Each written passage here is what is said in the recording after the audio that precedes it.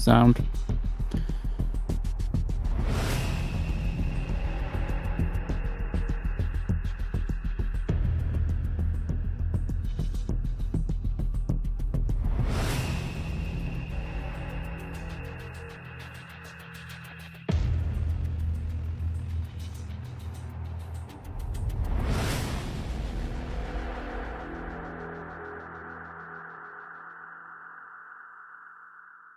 Good evening, everybody. Welcome to episode 3 of Tapes2Flag, the Speedway podcast, in association with Shoots of Shale and D&D Media, the absolute goats of Speedway Media. Joined by Mr. Dill this evening. How are we doing this evening? Not too bad. Must have been a while since we've been on here, ain't it? It's quite nice to be back, to be honest. It is, really. And we've got quite the episode coming up for you people. We're going to start off by touching on the Ipswich for sale, which was made a couple of weeks ago.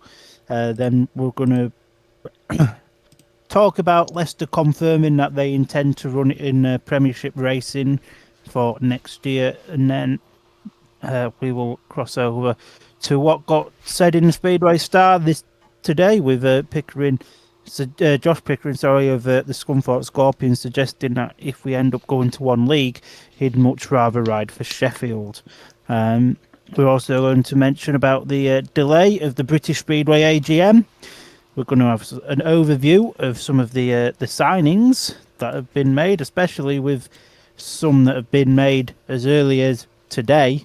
We're going to have a look at the lack of a TV deal for 2026.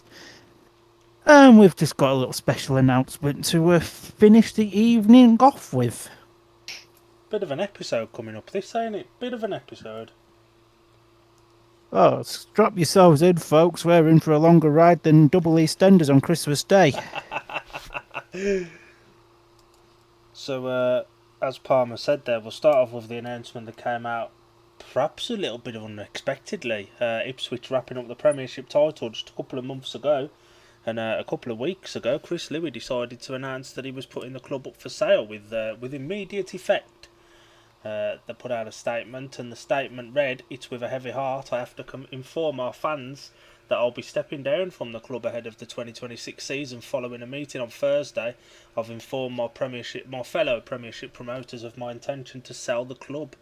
The Ipswich Witches have been a part of my entire life, running from around the trees on the terraces with a Coke can on my left foot, to being a proud member of the side included winning the title in 1998. That was a while ago. Through to promoting the side and another title in 2025. Through the greatest and the tough times, the riders, fans and supporters and staff and my wife Julie have been right behind me. There are too many to name here, but we did it all together, and that's what made my time with the Witches so very special. Every conversation that I've had to inform those people of my decision has been met with a tear in my eye. They've all been so supportive, and I consider each and every one of them a friend. I will continue to work tirelessly over the coming months to ensure that the club is in safe hands. Dad and I have put on 77 years between us, and I've been privileged to continue the Tigers' legacy. I hope, perhaps, through the Tigers Academy, I can continue in the sport in the future. I want to thank every rider that's ever represented the Witches in my entire time working with or for me. I've been fortunate. There have been so many of you that have given the club your all, but I have to mention Danny King and Richie Hawkins, who've gone above and beyond and supported me throughout. Richie will also be stepping aside, but he's asked me to thank you all for your support, and he will be sending his own message soon. That's still not come, actually, two weeks on. Every sponsor that's been so loyal, not only to the club but to me personally, and you have all played such a big part, and I have to give another special mention to Guy Nichols for not only his support for the True 7 group, but also his help and advice. You will never know how much of a part that's played in recent success. Thank you to everyone that's put in so many hours to make our club what it is. I wish I could mention you all by name, and I will endeavour to add more detail in the coming weeks. Some things no longer align for me, and unfortunately it's time to step aside, but I leave the club and the sport with great memories that will last forever. Thank you. Interesting statement there. Very much so. Even now, like 2 weeks on, 3 weeks on, however long it is, it still shocks you, doesn't it? It is. You win the league, and then all of a sudden you think, oh, it's a club that's going to be back again and again, and you read on the grapevine things that Ipswich were perhaps not content with doing a one-league team or being in a team with a Premiership league with anything less than 6 teams. So does this signal that, or does this just signal that Chris Lewis perhaps doesn't agree with the way the sport's going and didn't want to be involved in it now? It could be, and I wouldn't be surprised if it is a matter of both. I mean, let's be brutally honest here. British Speedway isn't necessarily run the best it could have been. And yeah, it's just,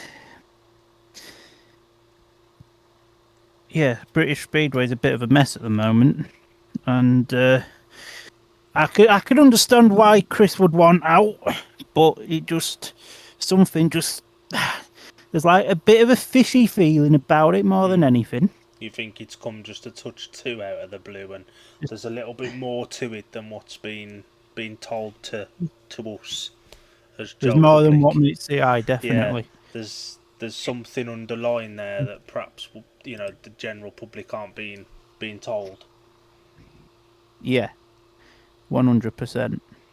And this follows on from obviously at their Christmas party or their end of season party with Emil Savudinov announcing he won't be coming back to British Speedway, like generally. So there's, I don't know. I don't think there's a massive surprise to this, but it is a bit crap. It's a bit crap. If you're like me and you, and yes, we've got our teams, but generally overall we're fans of British Speedway. For our sins. Yeah, exactly. When one of the most profitable clubs, the club that probably gets the biggest crowds out of the lot, is been put up for sale, it's like, Jesus. If this isn't a wake-up call for British Speedway, then nothing will be. That's the thing. I don't think British Speedway will wake up until it's too late. That's the problem. That's the situation we're in. British Speedway will be dead, and they'll be like, we should have done something 5 years ago. But we always think British Speedway's dead. Every year we get another nail in the coffin, but it somehow survives. But I do think we're at the biggest crossroads that we've been at in recent memories of the future of British Speedway. To be honest with you, we keep putting these nails in the coffin. It's not going to be long before we've got no bloody coffin to put nails into. It's true. It's very true.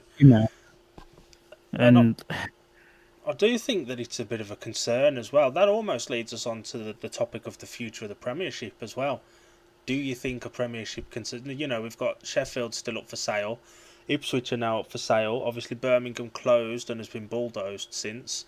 Oxford decided to not run the Premiership. So at the moment, you're looking at Bellevue, Kings Lynn, and Leicester. Leicester, yeah, which is our next topic, and we'll come on to in a moment. But there's three teams potentially confirmed, and the rumours have it Kings Lynn aren't even absolutely safe at the moment. I'm surprised Kings Lynn didn't come down to the Championship after COVID. I'll be honest. I think that move would have been good for them then. They seemed to progress really well in the Championship last time when they were at that level, didn't they? So I'd have to agree with you there. Who are you and what have you done with the real deal? We never agree. We don't, especially in the playoff final. That's a long distant memory, that now. And now we've spoken about the team that won that final, do you want to read us through the statement that Leicester have put out in the wake of this Ipswich statement? So, a couple of days ago, Leicester and Stuart Dixon had confirmed that they wish to run in British Speedway for next year in the 2026 season in a statement which reads, and I quote, Leicester Speedway wish to provide an update for our supporters on plans for the 2026 season. The club is fully committed to racing at Premiership level once again, and although the full structure and team composition of that league has yet to be finalised, normal winter work is taking place, including discussions with potential team members. British Speedway's AGM, where regulations are ratified, was recently postponed, but several league meetings between the club promoters have taken place. It is known that the league will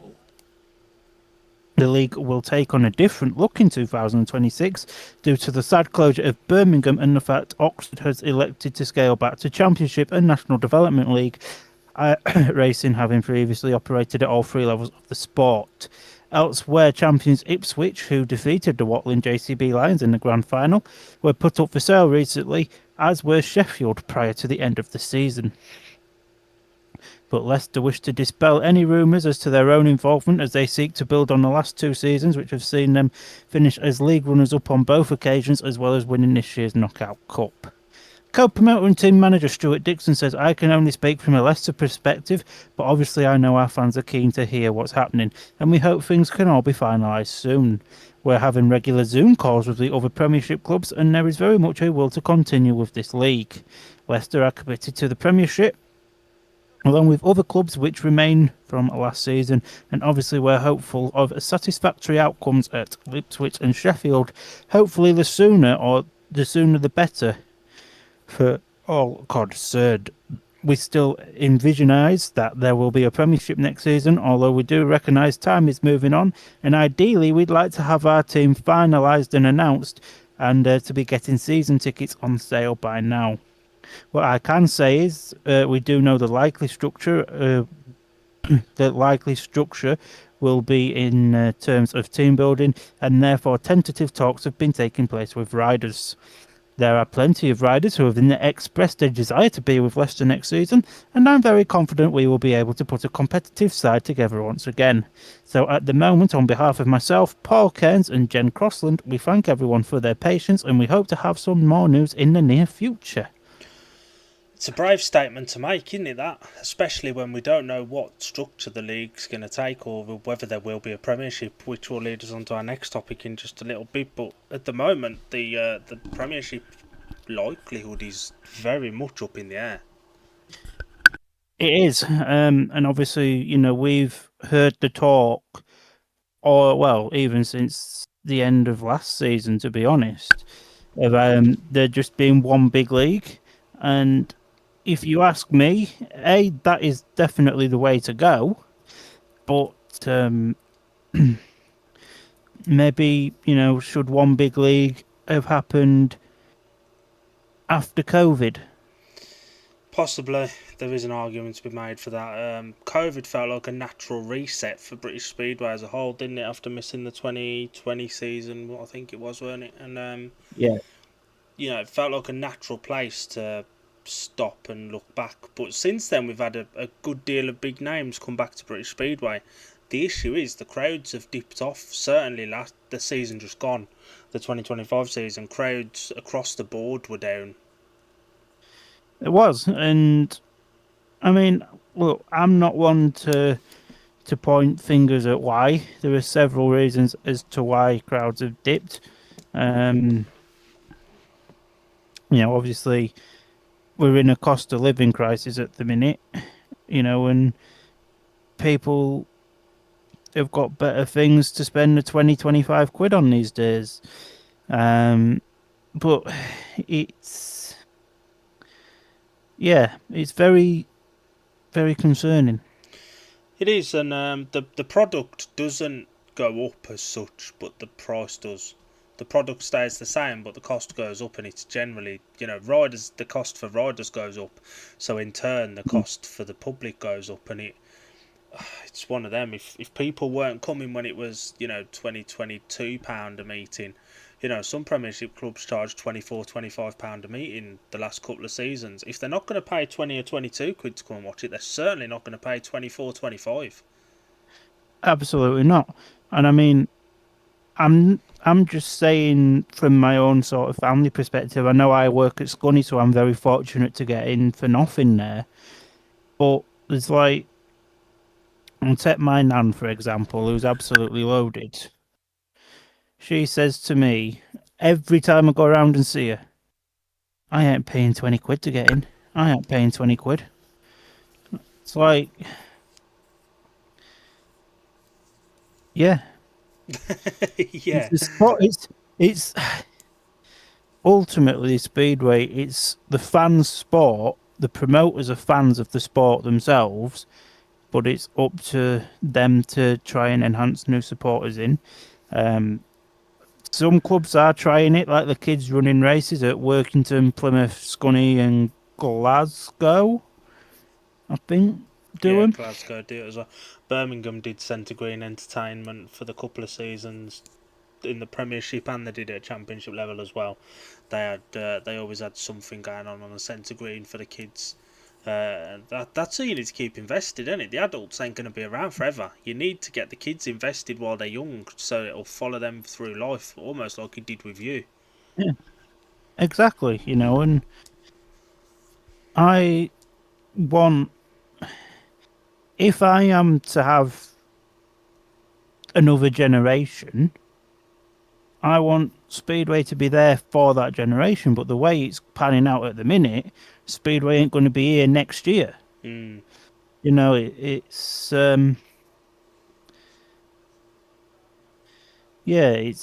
it's difficult times. Like life support, the British Speedway life support at the minute is on life support itself. Mm-hmm. That's the current feeling as a supporter. And it does feel like there's going to be a point where, there's no certainty. Like that statement there, Leicester says they'd like season tickets to be on sale. Generally, season tickets would be on sale now. The AGM would have happened. I think it was initially set for like the first week in November, and it's now, January the 6th? And it could end up being delayed again. So, we're 2 months short. The season generally starts the end of March, start of April. So you're 2.5, 3 months till the season from the completion of the AGM. And if this AGM goes to the point of one league, all the contracts that have been signed, and we're going to look at that in a bit, they all become null and void. Exactly. And I mean, everybody you speak to with Speedway says your Speedway contract isn't worth the paper it's written on. Nah, and that's like no truer sentiment than right now at the minute. It is a concerning thing, and we're going to look at Championship team announcements because there's been a fair few, certainly in the last few days. This seems to me that the Championship clubs between themselves, they know their limit and everything's set for them. So they're trying to distance themselves from the Premiership and the AGM aspect of things by announcing. They're almost all coming together to say we're not the ones holding this up. We know our stuff. It's the Premiership, so we're going to carry on as we normally would. Because everyone's going to want to get the season tickets on sale, sponsorships. You're going to have to get Kevlars made and all that stuff. So you need to. Ideally, you'd have your team done by Christmas. Most people usually do. And this year, the Premiership ain't even going to know their points limit officially until the 6th of January.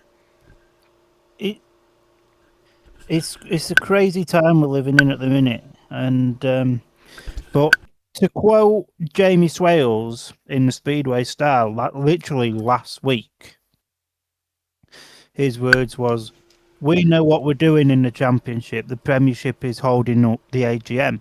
So if the Championship know what they're doing, because it's basically the same as what was last year, because I think it was a 3-year thing that they planned it on. Yeah. So why should the Championship wait for the Premiership? We know what we're doing. Why should we have to wait for them to decide what's happening?" That's true. That is very true. But then if it goes to one league, it affects everybody because the Premiership teams will be like, oh, well, we ain't got such and such a rider and blah, blah, and that'll bring us on to our next topic in a minute.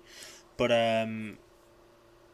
does announcing riders now set a precedent as if to say, well, these lot haven't come to an agreement and now that's affected us, we've got to start again? That's going to piss everybody off.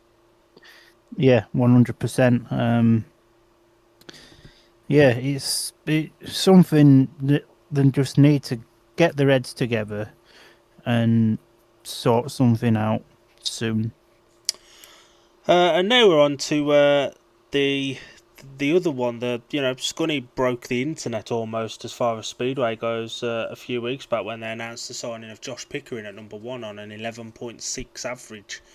And Speedway Star came out this morning, and on the cover, Josh Pickering has admitted that if it was one league, he'd want to ride for Sheffield and has informed Rob Godfrey of that.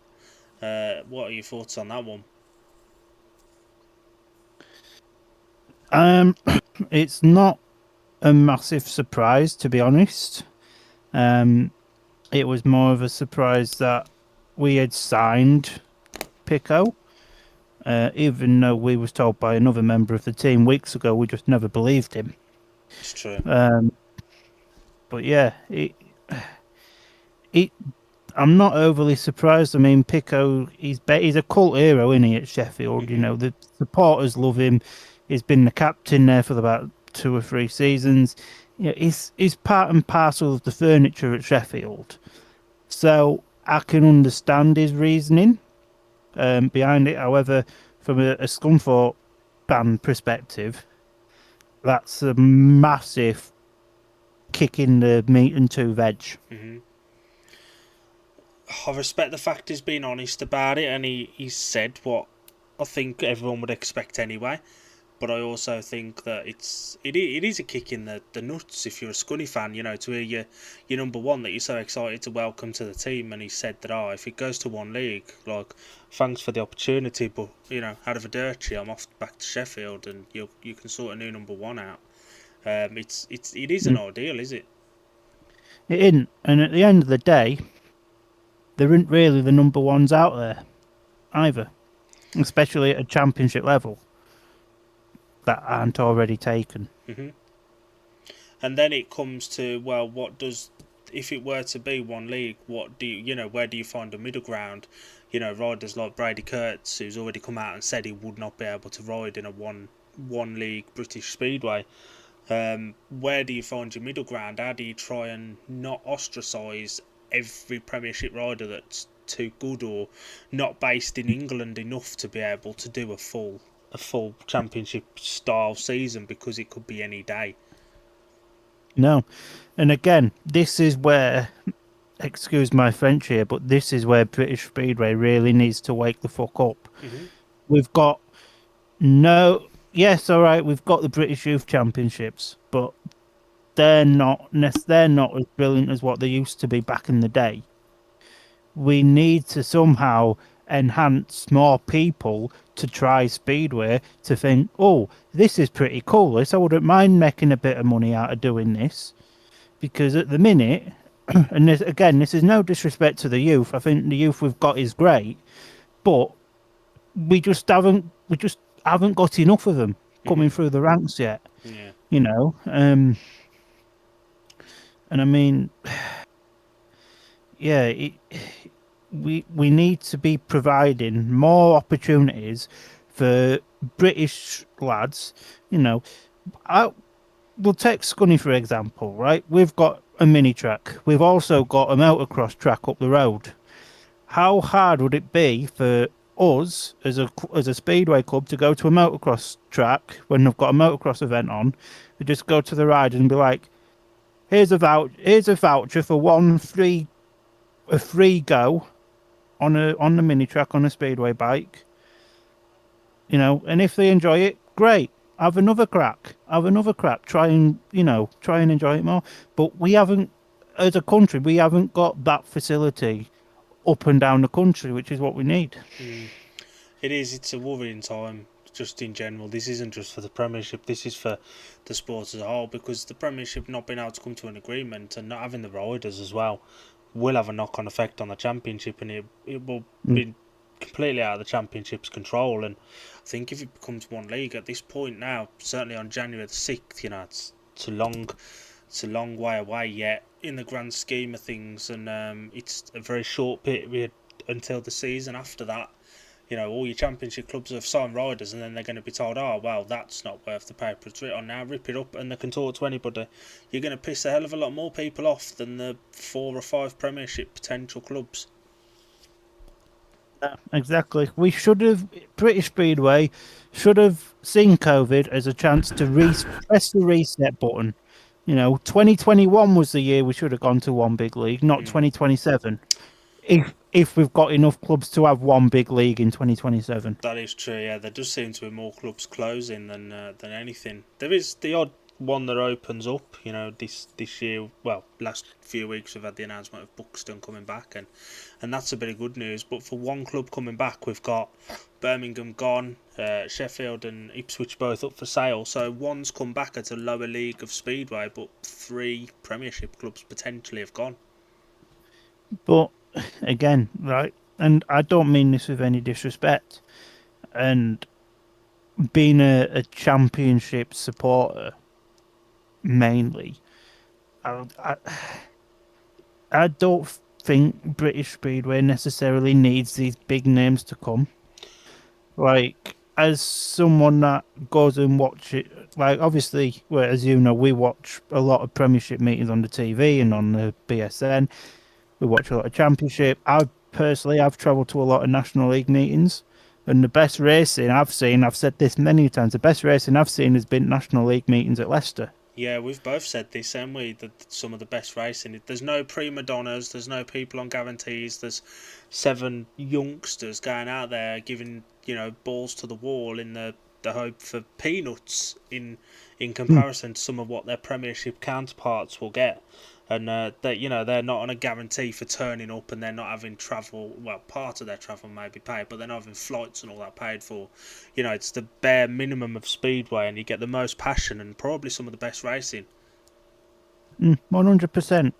You know, I think I probably enjoyed more watching the 2 or 3 Steelers meetings we've had at Scunny this year than I have watching some of the main team. Now, that's no disrespect to the main team. It's just the main team were a bit shit, but that's. But don't stop on ceremony. You tell us how you really feel. It's our platform. We'll do what we want. It's true. But yeah, you know, as I say, National League racing quality. There's some really good racing in the Championship. You know, Scunny. Team a bit shit, racing very, very good. Redcar, I don't think I've seen a bad Championship meeting at Redcar. Darest I say this, even the wages. Yeah, you are right. You're definitely right. Should we just quickly touch on, being as you mentioned it there, the TV thing for the Premiership, and wrap all this up in one go before we look at the Championship teams that have already been announced?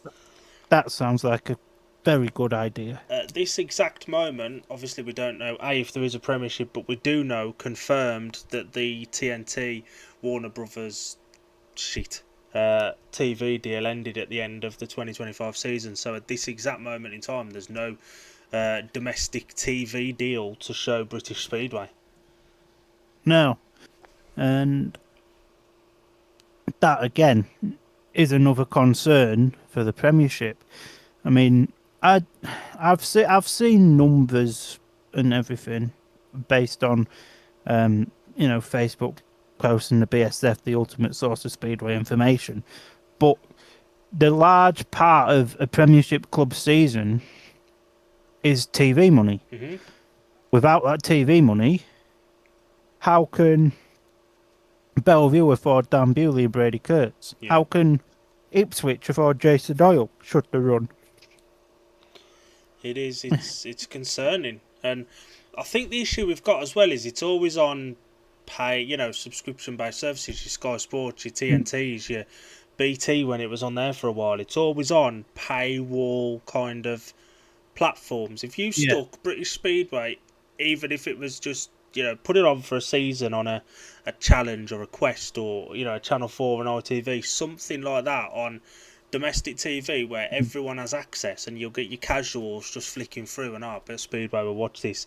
If you get them hooked at a loss for your first season, but then the numbers come up, put it on a Channel 4 subscription service, £5-10 a month to get you a sports package or a Netflix or something. WWE moved to Netflix and that price stayed at £6 or whatever it is. You had to watch all the WWE. You put Speedway on there, you'll get your casuals that are already paying $5.99 for the pass or whatever it is. Up it to a tenner for the sports pass, you get all your sports, include Speedway and that. Netflix or the Disney Plus, you'll have so much passing traffic and so many options. Sticking it on Sky Sports or BT when you're going up against football and tennis and snooker, the sports that, those companies prioritise, it's got no hope. No, absolutely not. And as well, right, you mentioned have it on a subscription-based thing. Before British Speedway went on to Discovery Plus, me and you'd never even heard of Discovery Plus. No. Had we? No. If you was able to have it on a well-known channel, hell, even if you had it on YouTube Premium. Yeah, you pay so much a month for sport, a Speedway package. Not £25-30 like Discovery Plus was. What was that, like £31 or something? A tenner. 31. You lose a little bit of money. You ain't going to get your payout for clubs for the first season. But if you can hook people off of a season of making a loss, you can then up it and make a bit of a gain. Or even better, they'll come to the tracks. Exactly, and that's what we need. At this moment in time, we just need more people to come to the tracks.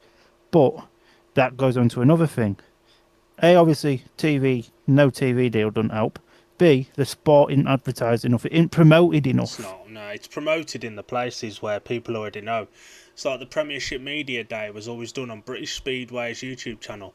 Speedway fans already know that that's there, and unless there's a really high algorithm and you're getting your shares and stuff, and you're ticking all these boxes to get shared onto the main YouTube page of people's home feed, you're not going to attract the audience. Exactly, and your Premiership Media Day, that was restricted to certain media. Open it up, get some fans in, have it as a free day. Put like a little, make a test match or something up. The riders are there with the kit anyway. Make a test match up. So you've got your media stuff in the bar to start with. Get the fans in. Get some new people in if you can. Free of charge. Meet you could go, here's Brady Kurtz. He's a bit ginger, but he's Brady Kurtz. He's second in the world at the minute. He's really good. Or, I don't know, there's Chris Alder. He was a world champion a long time ago. There's Jack Alder, who's in GPs. It's... And then you get to meet these heroes for free, and then you watch them in essentially a challenge match. But you've got them in and you've got them hooked. Or A little bit like your idea. You do the media day. The morning, you do all your press and stuff. The afternoon, you open it up to the supporters to come and watch a public practice, and the riders that are there and the teams that are all there. They go out and have, I don't know, 15, 20 minutes on the track. It's usually at Oxford, ain't it? They go out and have 15, 20 minutes on the track just as a team, just to get a few laps in, get the smell back into your system. And any fans that want to make that journey, small donation to, I don't know, a charity or something, or the Ben Fund. Ben Fund. £2 to the Ben Fund, you can watch a public practice. You know, you can watch all of the Premiership teams do their practice. And obviously clubs will still have their own, for their own fans to come and meet the riders and stuff. But you have a big public one. We've got a comment coming. Supersonic Scorpion. That's my father. Hey up, chaps. What's your thoughts on the European on a European league? Top 4 from England, Sweden, Denmark, Poland. One league. And the farce of the small Premiership league. Would other countries have the appetite for it? Oh. It's an interesting question, that. Can you imagine a world, right? Now, I think that is a brilliant idea.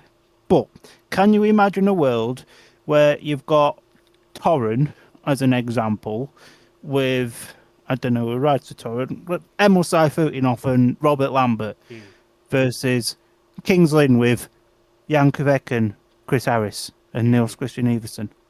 Yeah. I think it'd work. I think... If that got the Polish-style TV deal, that would be banging. Little bit of cross-promotion. Yeah, watch British Speedway on Canal Plus. Or via illegal streaming on certain Facebook groups. The problem is with that, though, as well, is, as we know, as we've seen in the media, Poland are about to flex their muscles again and restrict people from doing more than one other league from 2027 onwards. So, yeah, it's... For all the steps you can suggest to go forward, British Speedway is, you know, a tiny, tiny fish in a big pond compared to Poland and possibly even Sweden and Denmark as well. I would say we're probably on par with Denmark. There's not many of the big stars in Denmark, but we're definitely below the rankings. We're definitely below the Poland and the Sweden for sure. And genuinely, right, I'd argue that our product is better than Sweden. We've watched some Swedish Speedway, we've watched some Danish Speedway. They were proper boring.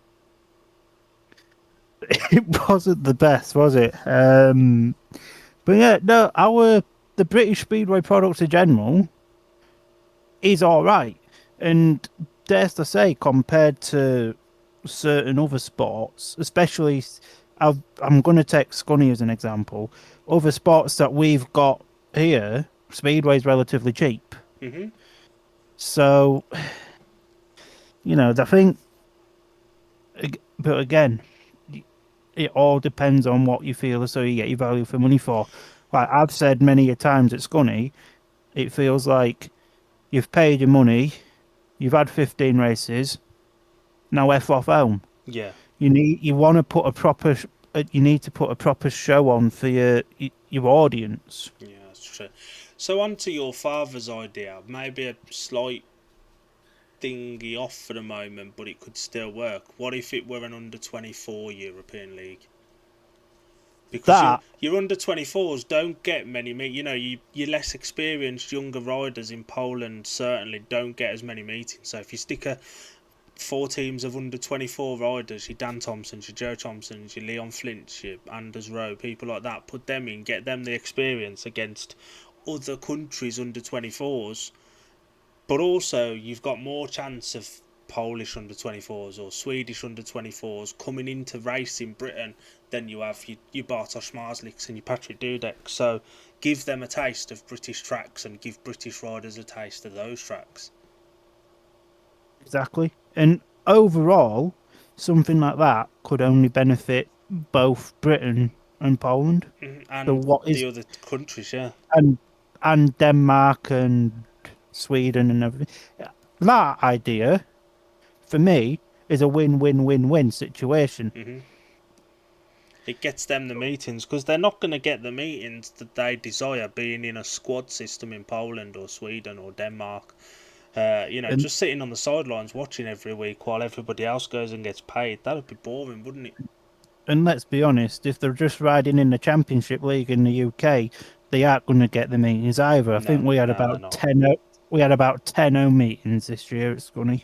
Yeah, it's not ideal. Leonard says he likes that idea, the practice and media day thing idea. That's not. It's British Speedway, listen to us. We can help you. Well, Apart from when we can't. yeah, and if we can't forget, you said it.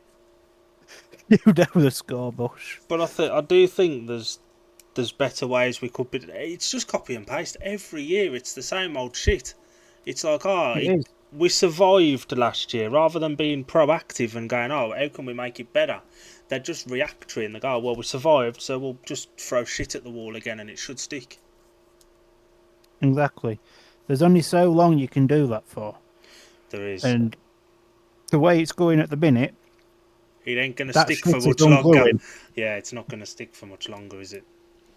Absolutely not. That's the concern. We've said this for years. A lot of people have said it. British Speedway needs an independent governing body, because ultimately, Speedway, like any other business, everyone at the top is in it for themselves. Yeah, 100%. Even the chairman, right? Now, yeah, Rob gets quite a bit of stick. And I understand he gets a bit of stick. However, he's not in it for himself. He wants the sport to thrive. He wants the sport to be the best sport in England. Mm-hmm. Do you know what I mean? But unfortunately, all these other promoters can't bang their heads together to see the bigger picture, because they're only bothered about their own back pockets. And I do think we've spoke about this before. The Championship is a much better model as a whole than the Premiership has been for years. It's certainly a more sustainable league. I think that's the right word. It's a little bit really concerning, actually, as to where we go at this point. We're no clearer to knowing what's going to happen. Obviously, they're having their meetings and Championship clubs are announcing riders, so they know their permutations. But imagine if British Speedway goes, well, we've got to go to one league. We've got no choice. Everything that's been done since October to January 6th means diddly squat. Means nothing. Absolutely sod all. Exactly. And then, when you do end up going to one league, and you've got... We'll take Josh Pickering as an example. Not going to be cheap. Where can clubs like little old Scunny, who can't really afford these riders, compete with the likes of Bellevue, Ipswich, Glasgow, Sheffield, who can get your Dan Bewleys, your Brady Kurtz, and them calibre of riders? You're literally going to be in a position where it's going to be rich versus not so rich. Yeah, it will be. And the issue you've got there as well is you're unsettling the sustainable league by adding teams in that were in a league that's not sustainable. You're completely upsetting the momentum and the rhythm and everything of the Championship. And what do you do then? You piss those clubs off, they all pull. You're in a worse situation than you were before. Exactly. Premiership's in a lose-lose situation. Do you think... I personally think... Yeah. Carry on. No, that was it. I was... Oh, you personally think... Done. Do you think, if worst came to worst, rather than quickly trying to put a plaster on a broken arm and just chopping it to one league, do you think it would be better if the Championship run as planned with no Premiership, and then they could have the full season to decide, look, we're going to do a Premiership or we're going to have one big league for 2027, rather than upsetting the one that's got their shit together? I wouldn't be against that, to be honest. Because, like I mentioned earlier, Championship, they've got their stuff sorted. They know what they're doing. They know what they've got to build to. They know how, it's the same thing year on year. The Championship know what they're doing. Why should we have to wait for the Premiership? It's true. It's very true. And obviously, you're a supporter of Championship clubs. You're involved at Scunny. You follow Redcar. I loosely follow Redcar, but I'm a neutral now, and you can see that the Championship clubs and promoters, they're all pulling in the same direction. And looking at the way the teams are being built for next year so far as well, I do think there could be another couple of teams up there with the Pools, your Glasgows and stuff. You don't need a Bellevue or an Ipswich dropping in there and flexing their muscles No, I mean, the way this Championship is going, or is looking at the moment, it's the most wide open league we've had in years. Yeah. But yeah, the last thing us in the Championship want is Bellevue coming and paying all 7 riders 800 grand a meeting. Certain clubs who can only pay £50 a point. Yeah, you've got a point. We could sit and talk about this topic all day, but the fact is, British Speedway, as far as the Premiership goes, looks like it's done at this exact moment. But there's constant word on the grapevine that it is going to be 2 leagues, and obviously you hear things from certain people, and there is a little rumour that certain clubs have been asked to run at other tracks and stuff to make a 6-team league. And then you've got to beg the question: how is that going to work? I've heard rumours of Swindon maybe running out of Oxford. I've heard potentially Peterborough running in the top league out of Mildenhall as well. I know Peterborough fans made the trip up to Mildenhall last year for a one-off challenge meeting. But even if you got them 200 fans, because I think there was only about 200, they're not going to go to Mildenhall every week to see their own team. No. Swindon fans aren't going to travel 2 or 3 hours to see their own team. Well, the ones that are normal and not like me who travel 4 hours to go. I was going to say, you go train hopping 3, 4, 5 trains to go and watch Speedway. But then again, it's... Do I have the piss taken out of me for it? Yeah. Would I change it for the world? No. I bloody love it, and that's why, we don't want an end to British Speedway, but the life support is begging for more life support. Yeah, it's a bit of a mess, and there's been questions asked of, well, why can't BSN take on the Premiership rights? But the TV companies that take on these rights pay a considerable amount of money, and BSN pay a decent amount of money to the Championship. There's no way on this planet they could afford to pay the sort of money Premiership clubs would require to sell their TV rights. And there's one more reason why BSN probably won't want to take the Premiership on full time. They'll take all our bloody money. Not that we make a lot of it anyway. Yeah, it's true. No, it's quite it's a good product, but it is the higher end of the budget for streaming for Speedway and stuff.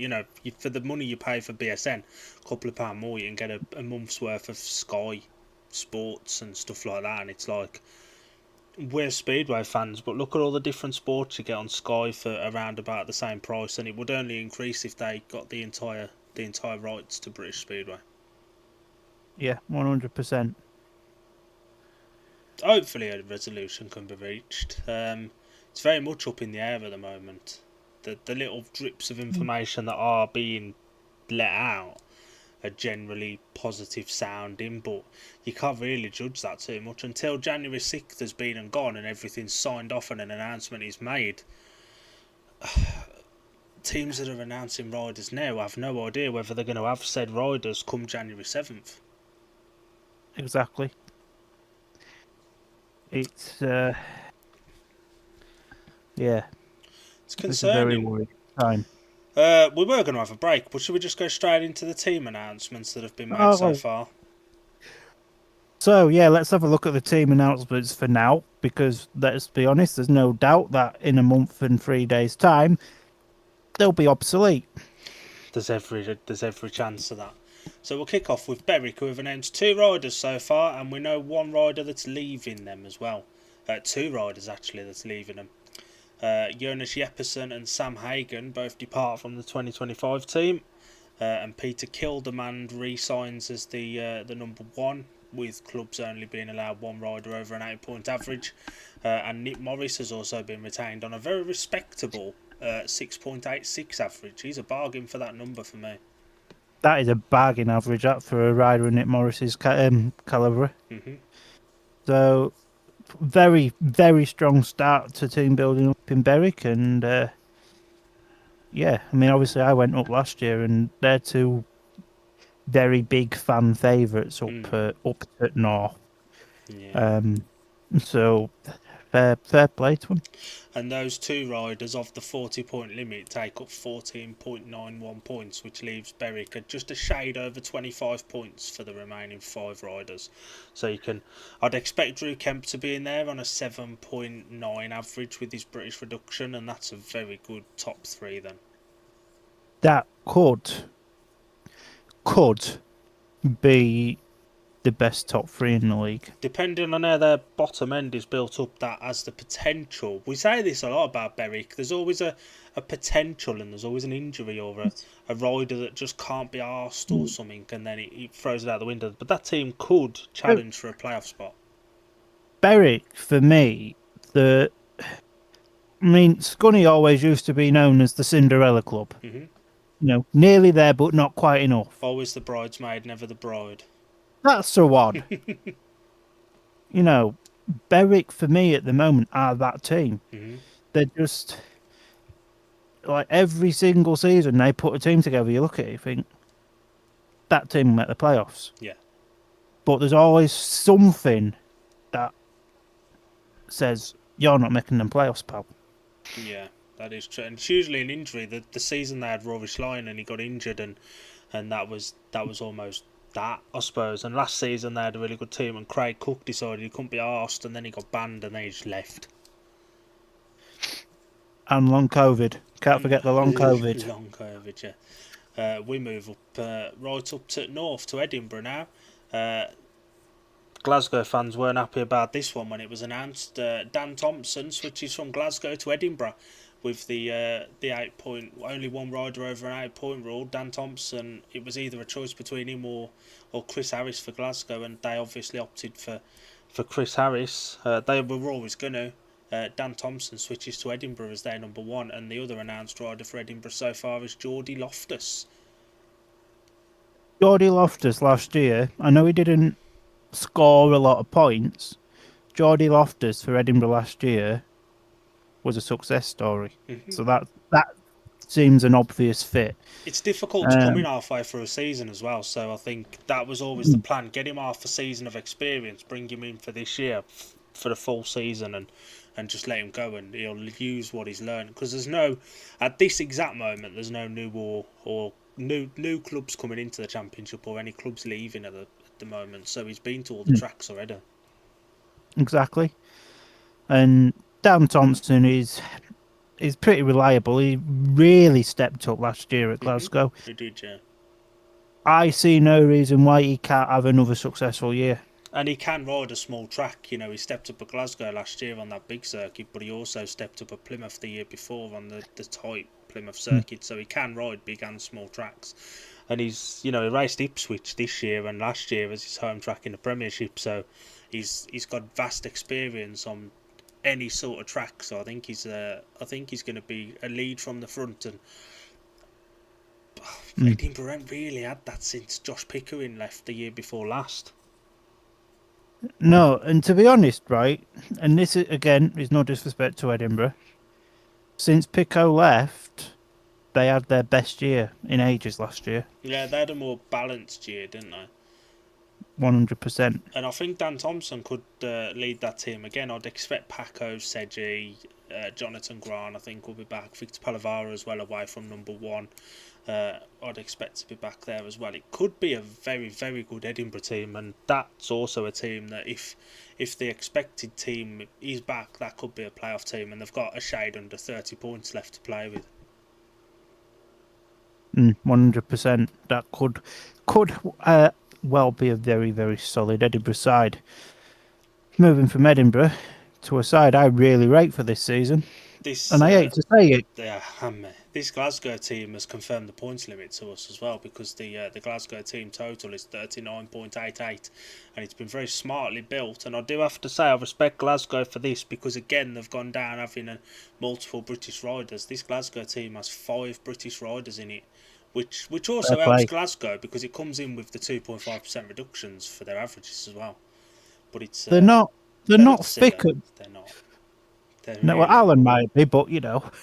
So the Glasgow team, Chris Harris returns as number 1. Carl Howarth is back from the 2025 team. Leon Flint is back from the 2025 team.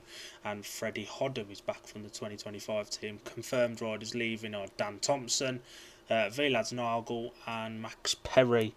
They've snapped up Sam Hagan at reserve to partner Freddie Hodder from Berwick.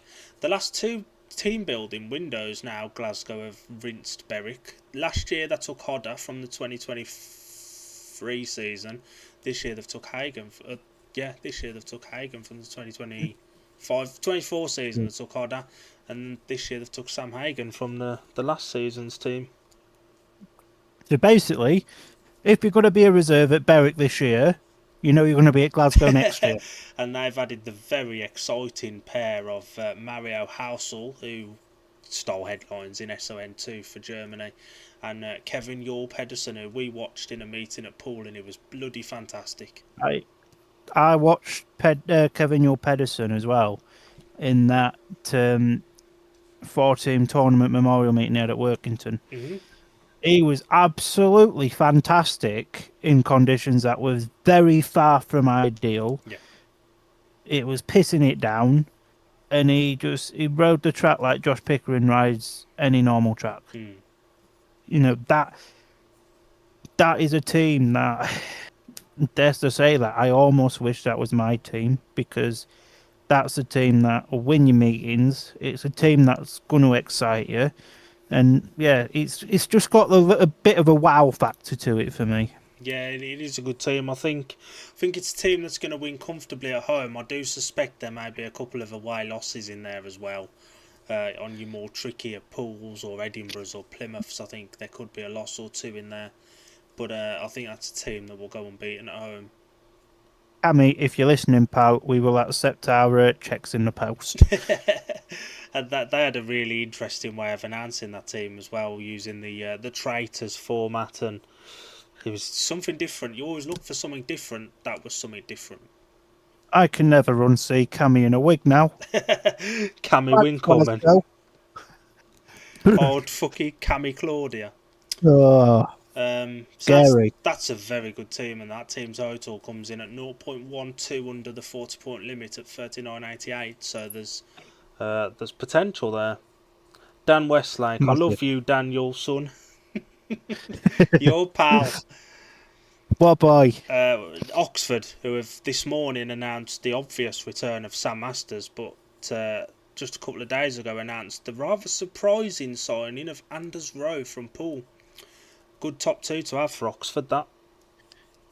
That's a very solid top 2. I do think Anders will give them the firepower at number 5, which they so desperately needed this year. Yeah, they lacked it, didn't they? Jordan Jenkins was injured a lot, and Cameron Heaps went from the second highest average rider to reserve across the course of the season. He nearly died. Yeah, Can't forget that. He nearly died. It's a good start to team building, ain't it? It takes up 17.47 of the limit, which leaves them 22.53 points for 5 riders. I'd expect Luke Killeen to be back there. Mitch McDermott will probably be back there as well. So there will be some continuity, as well as the excitement of Anders, and probably another new face or 2 as well.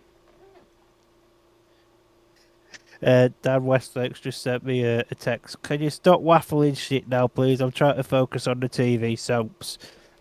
This is the TV soap. Your ITV's been cancelled, so you can't watch Emmerdale much. Sorry.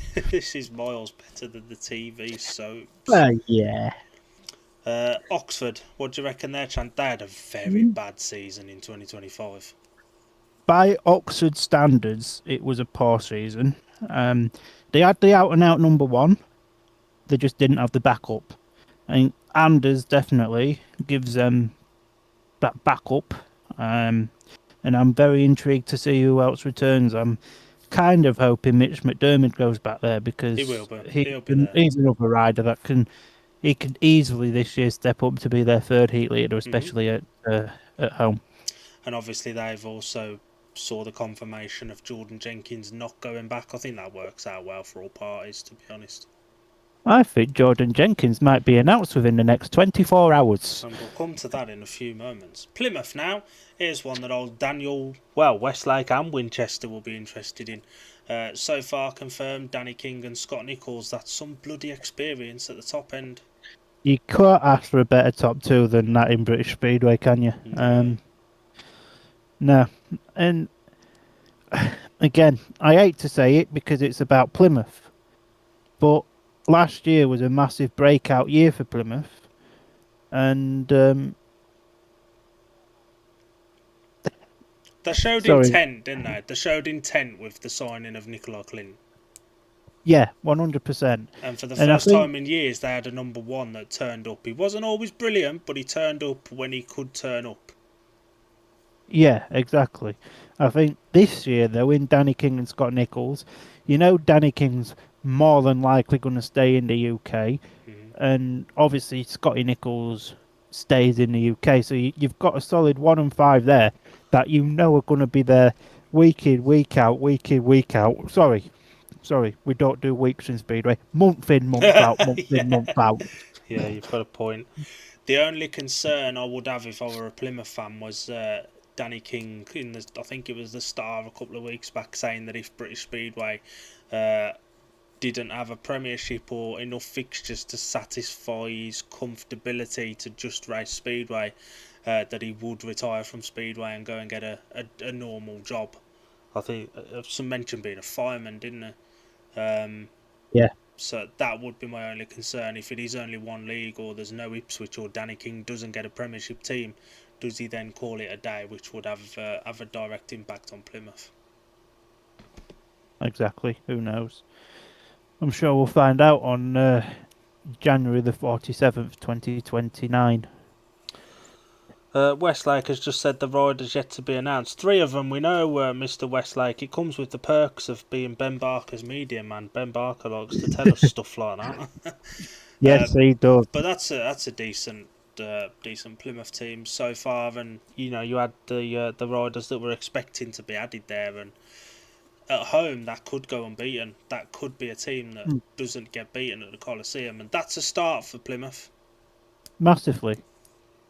Massively, and yeah, again, I hate to say it, but fair play. Plymouth, they're just a less northern Glasgow. And those 2 signings leave 23.53 points for the last 5 riders. Now to Poole, the reigning champions, we've obviously already discovered Anders Rowe's not going to be back there. There's a general feeling that Zach Cook was going to focus on abroad. I think Anders Rowe leaving potentially opens up the door back to him to go to Poole now. He may have had a change of heart. Say that. Don't say that. I do suspect Zach will go back to Poole, but they're confirmed riders so far. Richard Lawson, Lewis Kerr and William Cairns all retained from 2025, and Fraser Bowes makes the switch from Workington to Poole. A lot of Poole fans are a little bit concerned about this one because of Fraser Bowes' attitude, but Neil Middleditch won't stand for that. Absolutely not. And neither will Richard Lawson and Lewis Kerr, to be honest. That's true, yeah. You've got one of the best riders in the league, but he's also a stern number one, you know what I mean? And Lawson won't tolerate any of that. Absolutely not.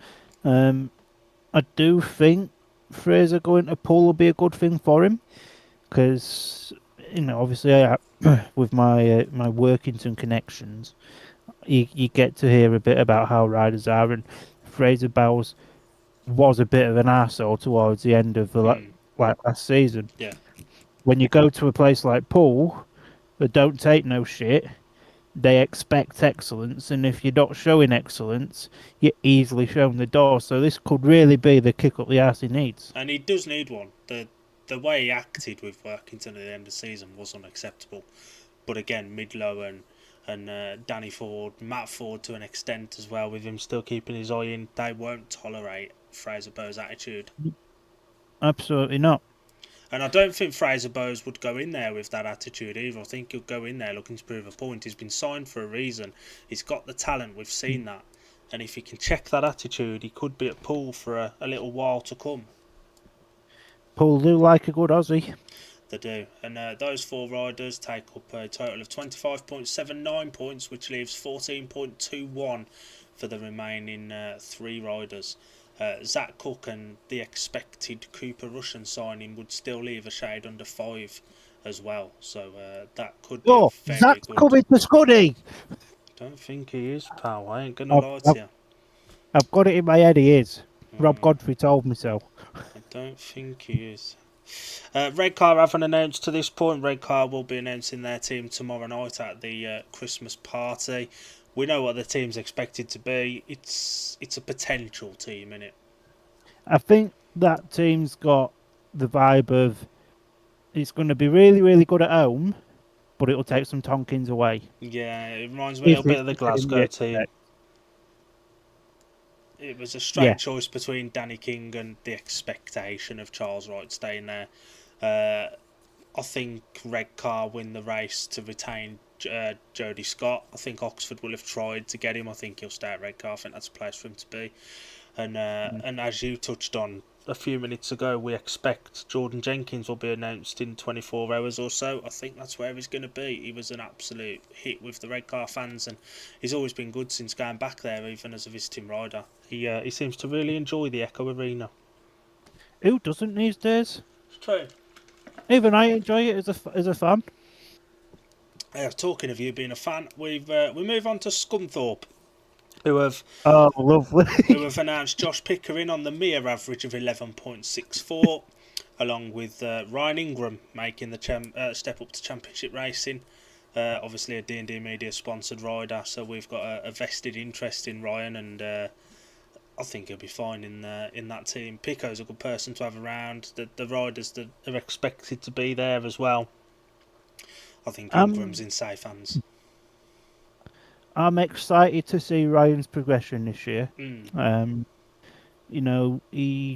come into the National League last year on a 2-point average, I think it was, and he virtually doubled his average. Yeah, he did well. Every time I saw him, he did well. I'm not saying he's going to double his average in this league, but if he can get his average, he's done well. So I'm excited to see Ryan's progression this year, and Pico statistically is the best rider in the league until his average drops down. But and as well, the rider that will be at reserve with Ryan will take a lot of pressure off Ryan. 100%, dependent on who that is, obviously. If it's who we suspect it will be, he'll take a lot of pressure off Ryan.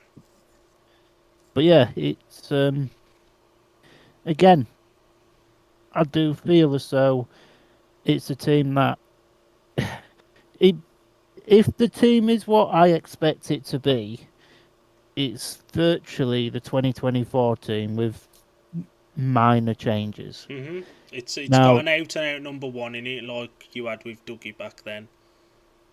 Or was that the year before Dougie was there? No, it's the 24. That was the year we had Kyle. Yeah. It's got 23, 24 vibes. It's got a case of it'll be really, really good at home and take a few pastings away. It'll take a couple of pastings away at the really, really good teams, but we'll take some aggregate points, which we only took one last year, and that was against Plymouth. Yeah, the Eddie Wright Raceway weren't as much of a fortress as it perhaps has been in previous years, was it last year? Something just didn't work, and I think that came from Steve Worrell coming back from quite a serious illness. He never hit the heights that was expected, even at Championship level, and there was just a lot of inconsistency. So last year at Scunny, right? And I hate to say this about Scunny. I love Rob Godfrey. I think he's a cracking bloke. He's always looked after me very, very well. But well, you know me probably better than most people. You know how I'd end up looking forward to going to Scunny most meetings. Last year, going to Scunny felt like a bit of a chore. Now, I'm not saying that's because I've got good pals elsewhere or I was working there. It just even David House said it when we announced Josh Pickering. The feeling was just flat at Scunny last year, and yeah, we knew we needed to do something to at least win at home. That's half the challenge, isn't it? That comes back to Westlake's comment about Plymouth. Their away will definitely be a struggle. It always has been, and that's kind of what we'll probably start out with for Scunny as well. But once Picker's average drops, which we suspect it will, that as long as there's a decent enough rider available, there could be an early team change, and it will steady the ship. Yes. If what we've been told is true, then yes. And the final team, and you've obviously got 26.36 points left for 5 riders, so a little bit of scope to move. Workington, the aforementioned Berwick exit of Jonas Jepsen, he moves to Workington, and Tate Zishki and Vinnie Ford have also both been confirmed as returning. It's a good start. Jonas Jepsen was brilliant around there. Paid maximum, I think he got there when he was racing for Berwick there, so he knows his way around the track, and he's a good rider. Well, I saw him at Birmingham this year, and he's on his day. He's as good as anybody you can get. Certainly at this level as well. I remember when Scuddy was at Berwick, and Jonas Jepsen was absolutely fantastic then. So Workington's definitely got a very, very solid rider at the top end. I think Vinny will definitely improve on his just shy of 3.7 average. And, I think very Tate diplomatically put that. Very diplomatically put. Hey, I'm not the immature one tonight. You're not. And I think, Tate returning isn't a bad thing. Obviously, he had that crash 18 months ago. He's had that year back now to sort of get back into the swing of things. Maybe this is the year he properly kicks on. And he has gone in interviews and stated he's not going to be doing as many leagues this year so we can focus on Workington. So that's not a bad thing. It's not. It's depending on who the last 4 riders are. I'd expect maybe Antivulas now stays there. There was potential links of him moving away. I think he stays. Whoever the reserve partner is for Vinny. I don't think Batchelor stays. I don't see him going back. But I think you've got a number 1 who will actually try in Jonas Jepsen and Vinny around when Workington's as good as anybody. We obviously saw him in the British under-19s, weren't it? Yeah. And he was very nearly crowned champion and just fell off and screwed it up. But he's a very good rider, and some teams such as your Scunny and your Edinburghs will have 2-point reserves. 100%. And he can beat them. He can beat them straight up. Yeah, 100%. Can't disagree with you there. But yeah, Workington's about the only team I haven't really heard a lot about. So I'm excited to see how that. Glasgow managed to keep it. We heard I don't know if you did. I heard what their team was a few weeks back, and it is the one that's been announced. So that one slipped out. But the Workington one, there's not a lot that's been let slip. There's not many leaks coming from Workington. There isn't. And I'm excited to see how Workington line up, because that start has the potential for a very exciting team. And there could be a playoff team. They're more than capable of being a playoff team. And we've 100%. said this before, when that track is prepared right, it's up there as one of the best in the country as well for racing and entertainment and stuff. Oh, 100%. It's one of my favourite tracks to go to as a visiting supporter, even though when I've gone, my team's been a bit shit. It's true. as standard. But yeah, it is genuinely one of the best tracks in the country. And, you know, if you've got a Saturday afternoon or a Sunday afternoon free, I'd definitely recommend going up. Is it quite as good as Redcar, my favourite track in the country? No. Probably. It's like a mini Bellevue, ain't it? Which again bodes the question: how was Tate so good there and so bad at Bellevue? Different level of competition. Yeah, to an extent, but a lot of the riders he would have beaten at Workington, he lost to at Bellevue, and I don't know. So that's a look at all the teams that have been announced up to this point. Glasgow is now complete by around about 10 o'clock tomorrow night. The Redcar team will be complete. And then we just wait for the news to filter through of all the rest. We'll release the news first, Palmer, that we were going to release about the episode in a couple of weeks' time that you did that sexy graphic for last night. So the graphic will be on the TV now. Boom, as if by magic, the Dafters are coming back. I know we did it at Halloween last year, but we thought we'd make it a little bit later. If BSPA are making us wait for the AGM, we're making you wait for the Dafters.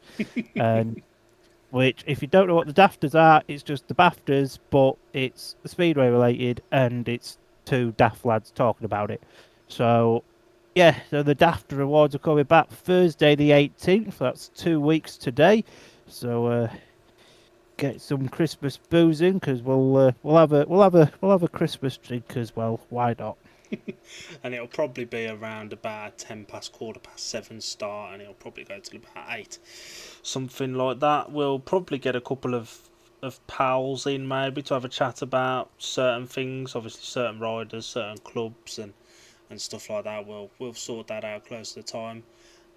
We may be back next week as well, Palmer. Do you want me to cover this one?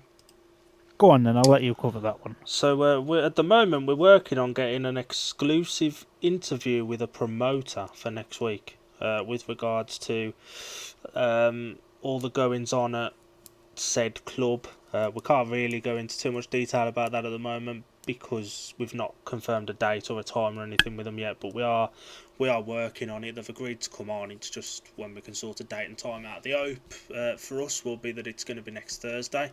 We'll confirm that on our YouTube and Facebook page and all that. But this will be an exclusive interview talking about all things that club as we look to try and look for a little bit more positivity around British Speedway at the moment. It's all doom and gloom with clubs up for sale and closing and this and that. So we're going to look at one of the more positive bits of news heading into 2026. But all that will be confirmed when we know the availability of said promoter and stuff like that. Yeah, 100%. It's very exciting times.